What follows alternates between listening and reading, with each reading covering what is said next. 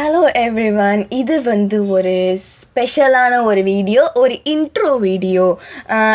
நம்ம சேனலில் இப்போது ஒரு புதுசாக ஒருத்தவங்க நம்ம கூட சேர்ந்து பேச போகிறாங்க. இதுக்கப்புறம் வர சில எஃப்எஃப்லாம் அவங்களும் பேசுவாங்க நம்ம கூட. ஸோ ஹாய், என்னோட பேர் யூகி.